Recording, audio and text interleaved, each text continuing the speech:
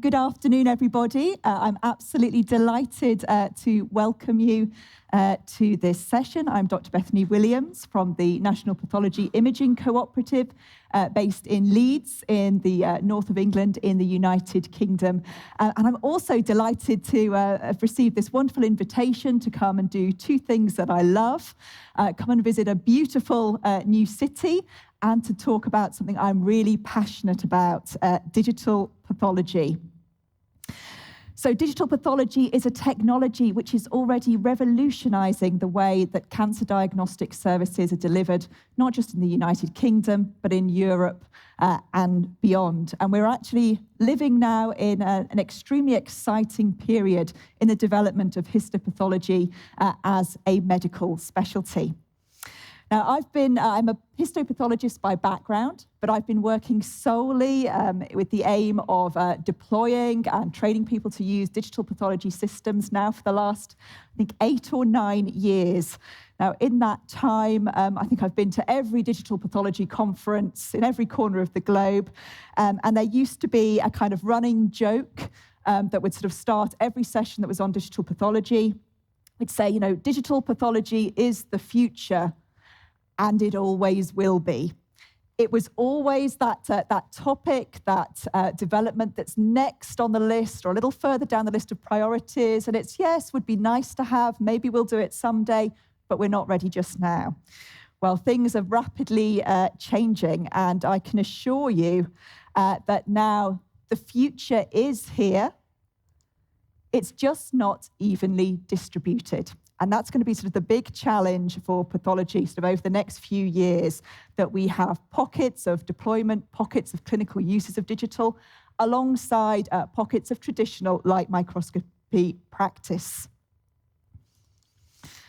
So I thought I might start by talking a little bit about the strategic context that led us to deploy digital pathology clinically in Leeds and other sites across the UK.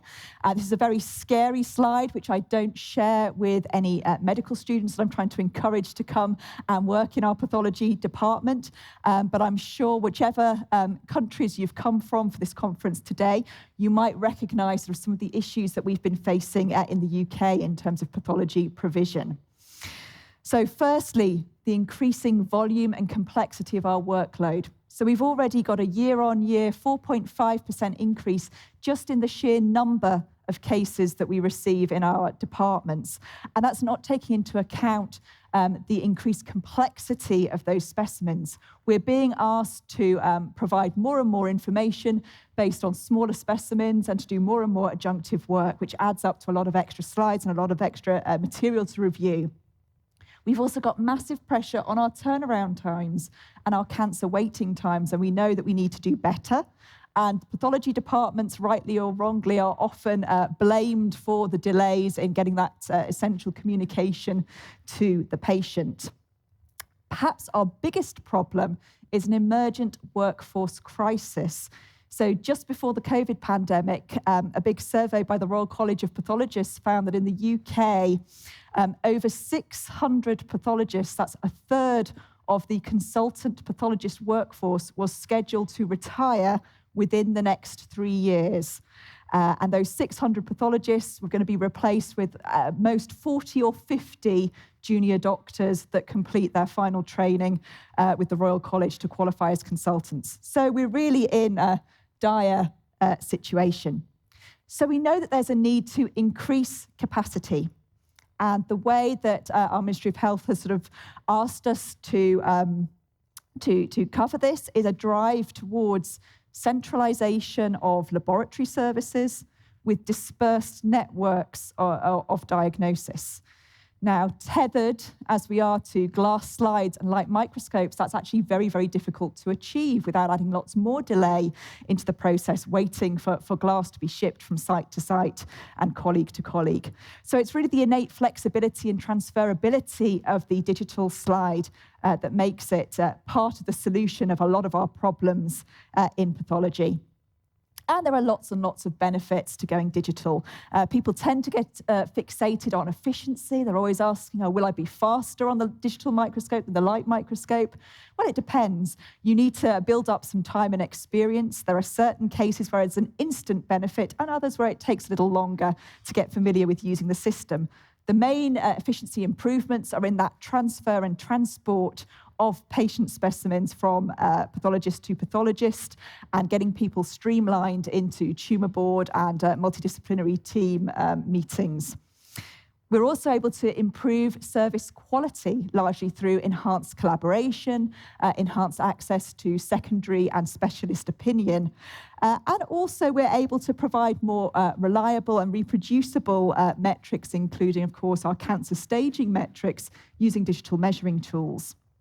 The really exciting bit, as far as I'm concerned, is our opportunities to optimize the workforce.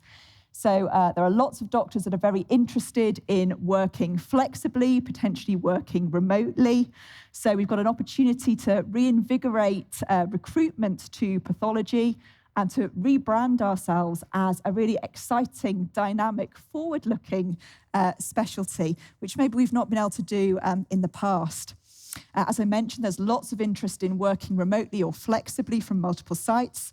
And this is particularly popular with some of our older peri-retirement pathologists who see this as a great opportunity to continue contributing to their department by working partly from home. And one other thing not to neglect is the importance of improving patient safety through digital workflow, eliminating all those extra transfers of glass, of very precious patient material. So we've really got opportunities to provide benefits sort of at all levels, right from the patient who could get expedited access to expert and second opinion, better patient safety, right the way through to the institution and the regional or even national pathology network. But why now? Why are people starting to deploy clinical systems? Well, I think the systems are finally getting fit for purpose. We've got much faster scanners, we've got much better image quality that's suitable for primary diagnosis, and an important part is the improved user experience with the pathology software, the pathology viewers. And we can't neglect the impact that the pandemic has had on attitudes to digitization. And what might have seemed like a nice luxury add-on to your laboratory actually became a real essential tool in allowing us to continue to provide diagnostic support during a period of COVID pandemic. So that's a little bit about use of digital pathology in the clinic for immediate diagnosis. But of course, those digital pathology images are going to play a key role in the big data healthcare revolution.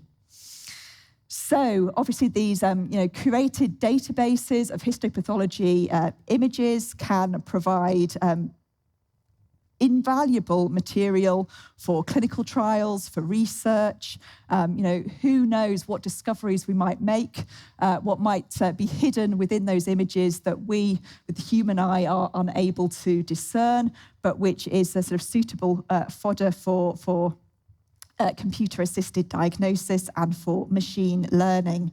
So really, that clinical use of digital pathology at scale will provide us with this database of images that can form the basis of the creation of safe and responsible artificial intelligence, we hope. So I'm sure many of you will be familiar with using digital slides in non-clinical scenarios. They've been a vital part of providing clinical trial support and helping us around some of those logistical issues of getting material to multiple readers for clinical trials. But the exciting thing on the horizon is that idea about artificial intelligence and computer-aided diagnosis.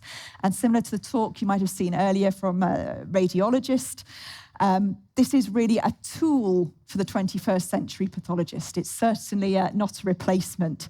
It's something that can support the diagnostic process and can perform some of those onerous and repetitive tasks that the human brain finds boring, taxing, and take up too much of our time. So it will free up pathologists' time to concentrate on the more complex interpretive aspects of our work. So that's the situation sort of as it is now, but there are a lot of challenges still ahead. So as I said, the future isn't evenly distributed. We do have these pockets of digitisation and pockets of traditional practice.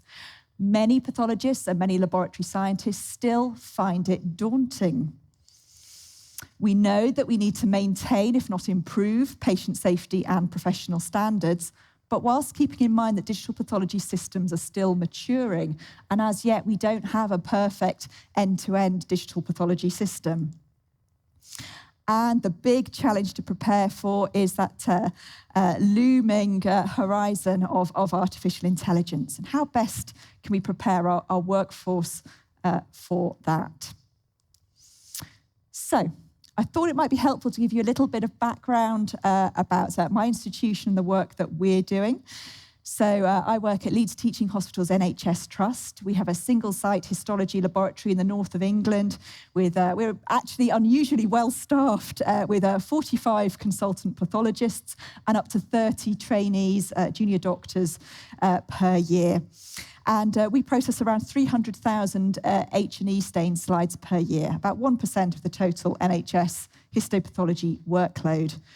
We're very fortunate to have a dedicated digital pathology team, and we've had a fully digital histopathology laboratory since 2018. So that means 100% of histology slides are digitised and available for diagnosis. And this obviously required us to develop lots of new workflows, lots of new work roles. And here you can see one of our pathologists viewing her muscle biopsy on a medical grade, high resolution display screen in the diagnostic department. So this was not an overnight deployment, lots and lots of hard work. And it started off originally just with a simple pilot program, digitising the output of one section of our department, our breast pathology, using a single scanner. Then immediately the benefits were seen by the breast team, and our neuropathology team were really in need of support. There were only 2 neuropathologists providing care for the 6 millions of patients that are in our region. And we needed to have some way of helping them and supporting them and their colleagues with diagnostics. So we moved on to neuropathology, and from there it snowballed up into a full 100% digitisation of all sections. And from that single institutional deployment, we were then lucky to be able to take things to the next stage with regional and national level deployment of digital pathology and the formation of larger networks.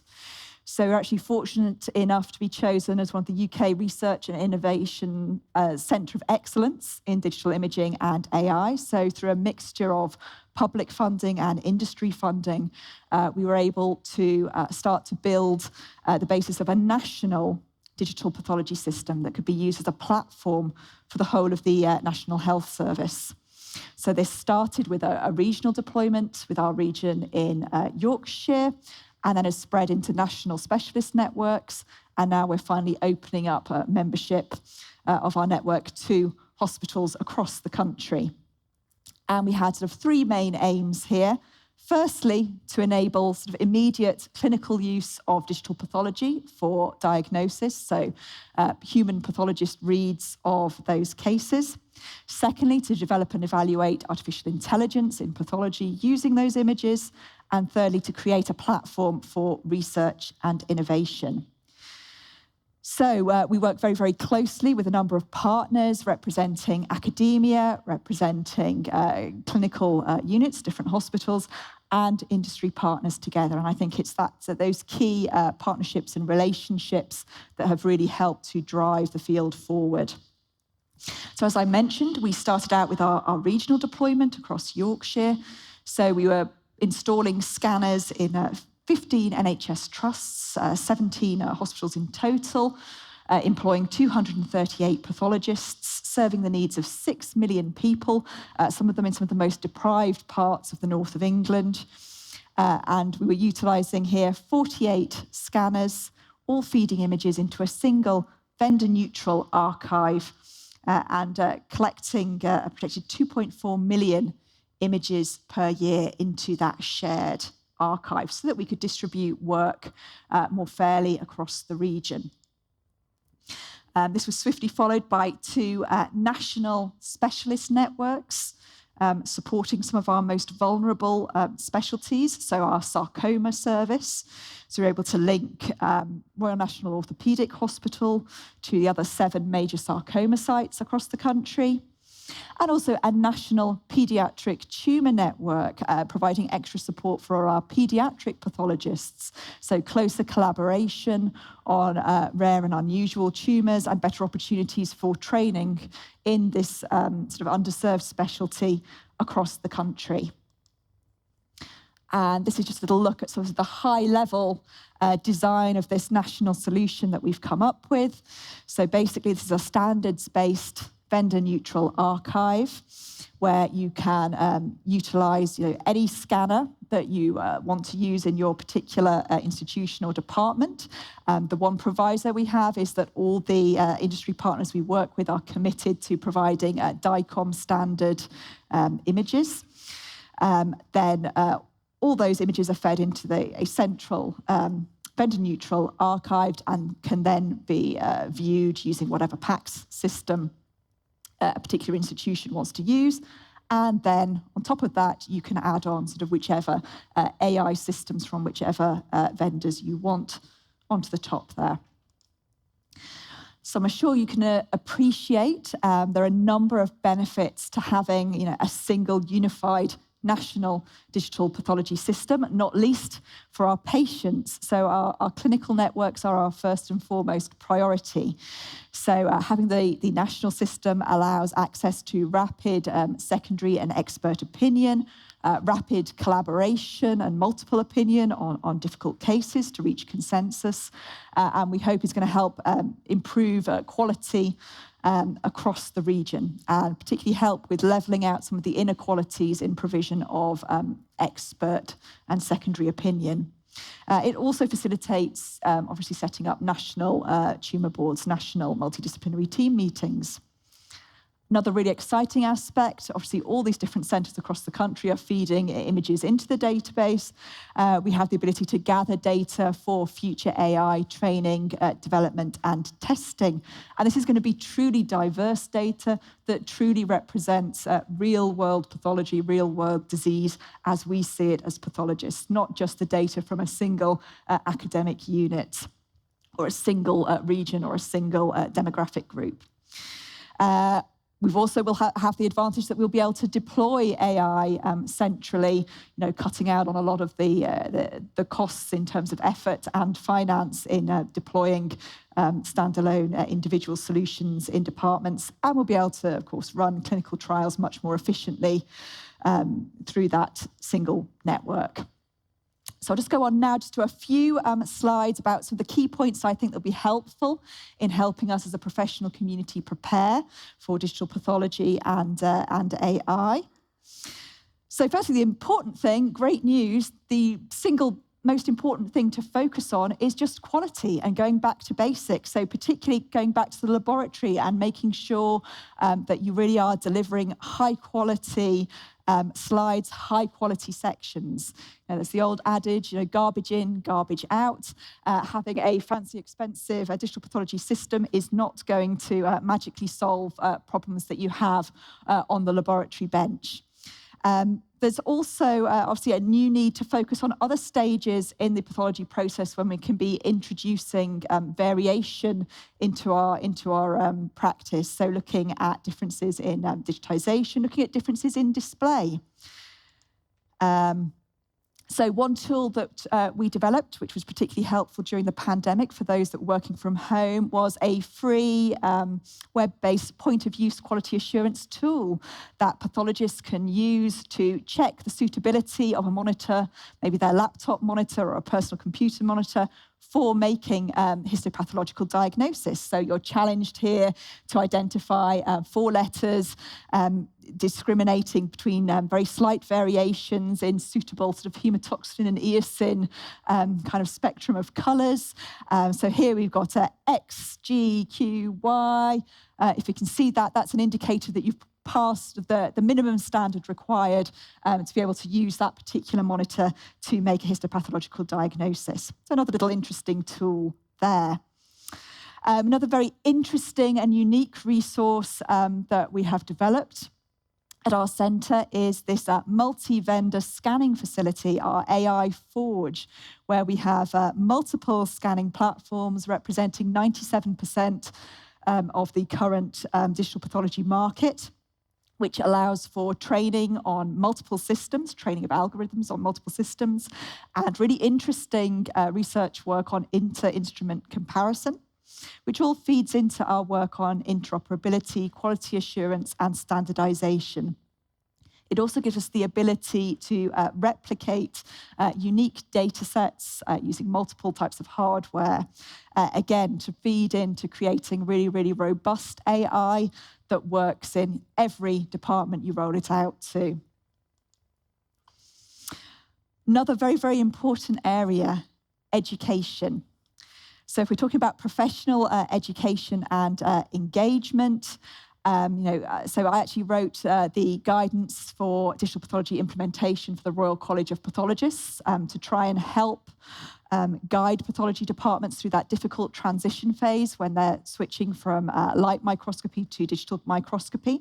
And we came up with a clinical validation program that we think is very pragmatic, has a really strong focus on patient safety, but champions individual professional engagement and education.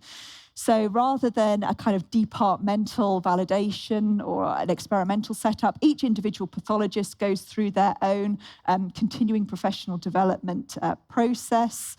So they train using we give them a kind of training set of potentially difficult cases where we know the appearance differs on light microscopy and digital microscopy, just to alert people to some of the areas that may need a little more time to get used to.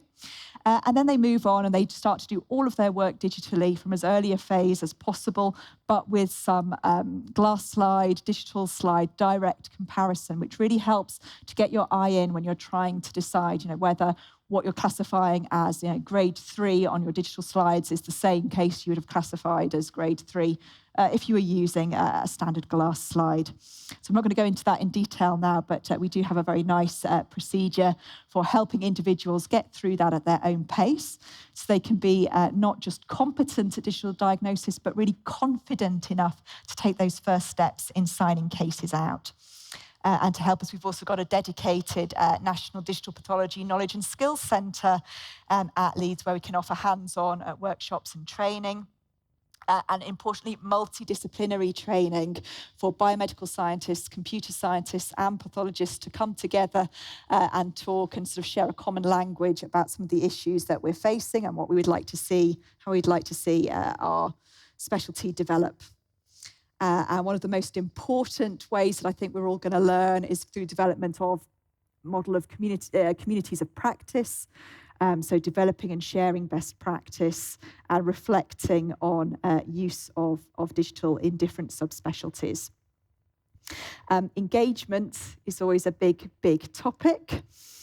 So I've travelled all over the world. I've gone and given talks at departments all over the world, and everywhere I go, I find departments have roughly an equal mix of enthusiasts, skeptics, and those that are just uncertain about their future sort of with digital pathology technology. So firstly, your enthusiasts are fantastic. They're real cheerleaders for digitization. They're great people to bring into a meeting that you're having with potential funders or with the public to generate a lot of enthusiasm about the technology. But the one problem is sometimes they want to run before they can walk. And they're the people that might not want to sort of engage with training. But then they could quite easily come unstuck. So you do have to look on them with a little bit of caution. My absolute favourite group of people when you're planning a digital pathology deployment are those skeptics at the bottom. And they are really, really useful to have in every meeting when you're planning your deployment, because they will point out all those hidden pitfalls, all those little problems that are going to come and bite you if you don't sort of attend to them at the start. And what's great about those skeptics is they're usually very, very vocal and articulate about exactly what they don't like about what you're doing. Whereas the uncertain group in the middle can be really, really difficult to engage. They'll try and avoid sort of all the meetings where you're ironing out the workflow. they can be very, very tricky. So for those that are uncertain and skeptical, one little trick that I have, I'll often ask people, particularly pathologists, what are the 3 things that you hate most about your work in pathology at the moment?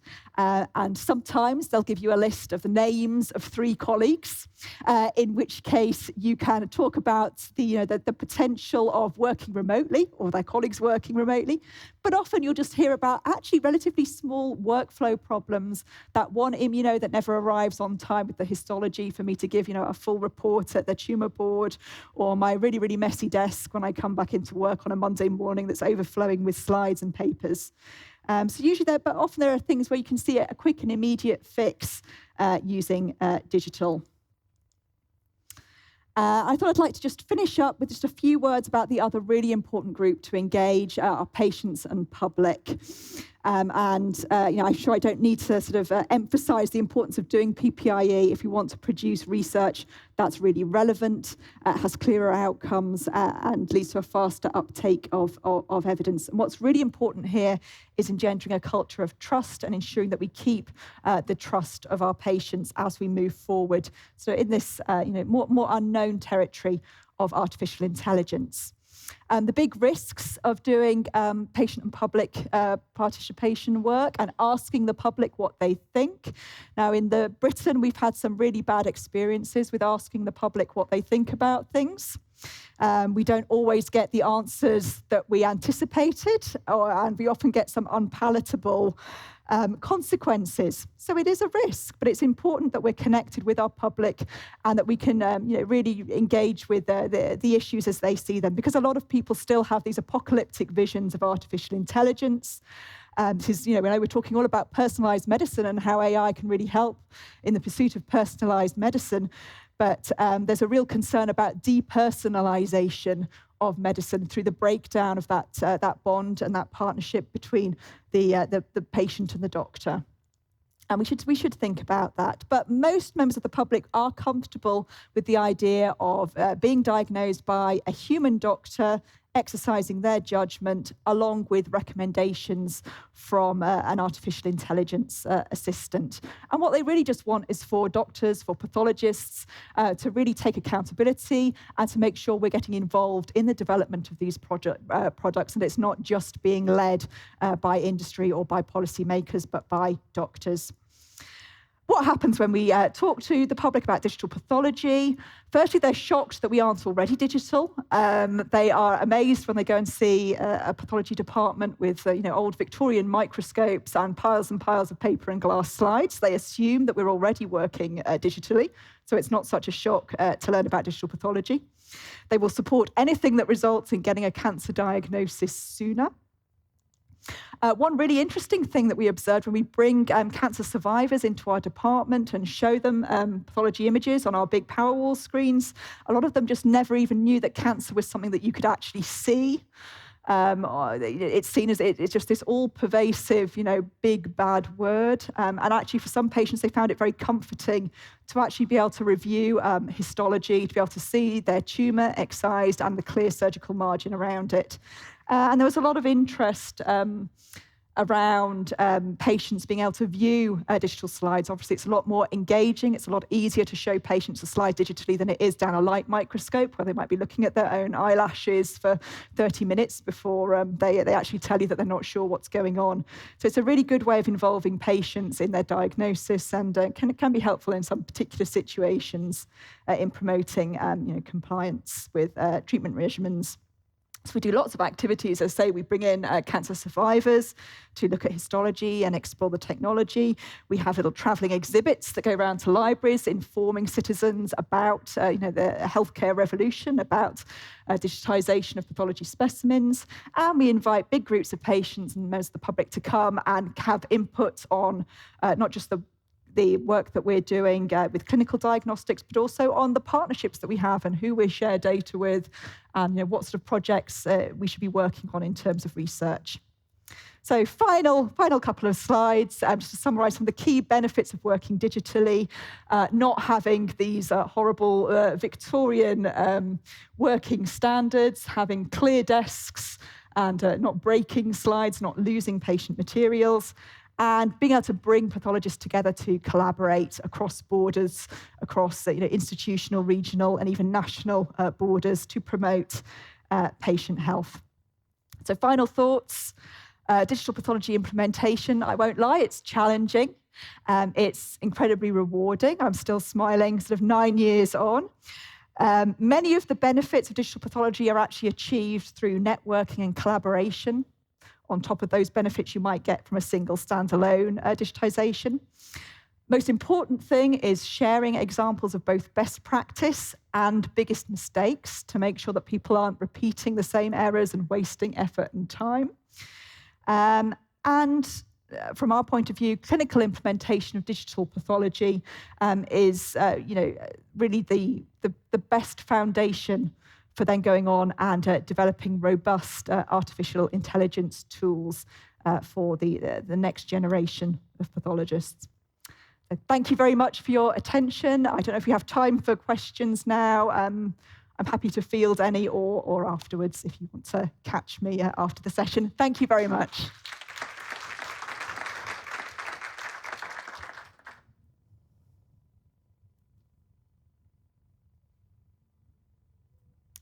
Oh, I think we do have a question.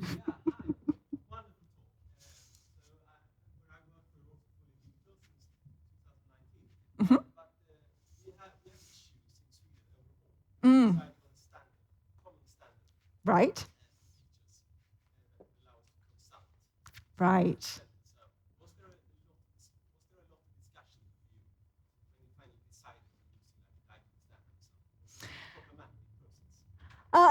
There's been a lot of sort of international level discussion around sort of use of DICOM standard.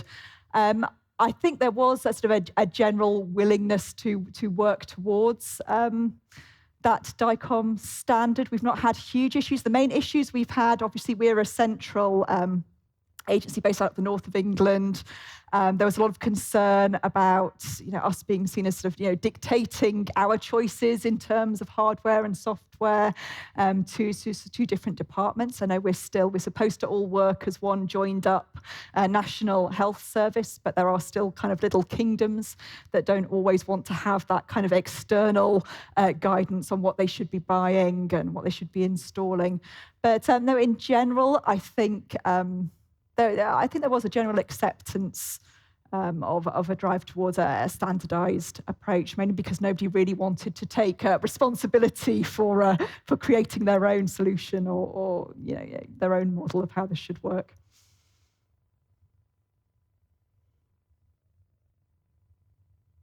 I think everybody's eager for coffee now, aren't they? Again, or the next session.